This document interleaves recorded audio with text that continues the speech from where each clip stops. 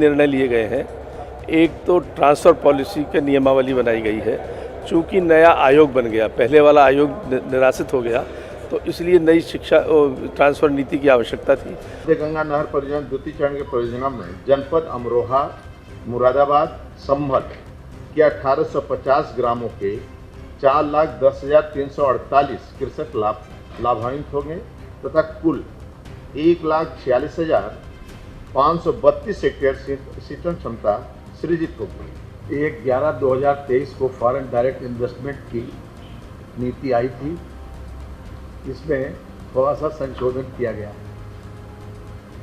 जो reserve bank की परिभाषा थी और अभी तक भारत सरकार के द्वारा जो ले रखी थी, उसमें एफडीआई की परिभाषा का मतलब यह है कि जो इक्विटी विदेश से सीधे किसी भी कंपनी की हमारे पास इन्वेस्टमेंट के लिए आती है, लेकिन आज जो संशोधन है तो वह हमने फॉरेन कैपिटल इन्वेस्टमेंट के रूप में उसको किया है। मुख्यमंत्री योगी आदित्यनाथ की अध्यक्षता में सोमवार को ही कैबिनेट बैठक में 27 महत्वपूर्ण प्रस्तावों को मंजूरी दी गई। ये फैसले प्रदेश के विकास को नई दिशा देने के साथ साथ विभिन्न क्षेत्रों में सुधार और सुविधा प्रदान करने के लिए उठाए गए हैं। कैबिनेट बैठक में क्या कुछ निर्णय लिए गए, आपको तफसील से बताते हैं।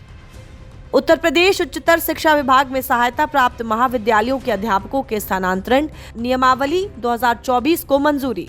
महाविद्यालय में न्यूनतम तैनाती की अवधि को 5 वर्ष से घटाकर 3 वर्ष किया गया।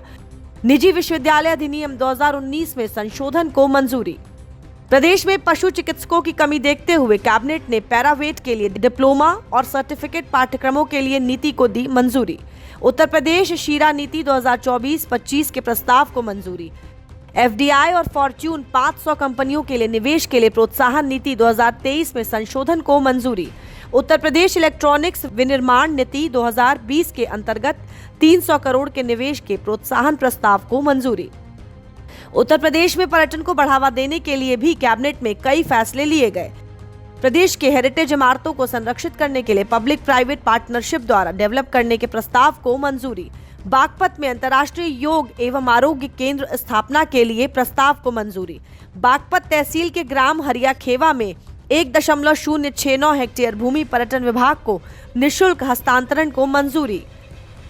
इसके अलावा कैबिनेट बैठक में Uttar Pradesh retirement benefit rules 1961 में संशोधन का प्रस्ताव पारित हुआ है।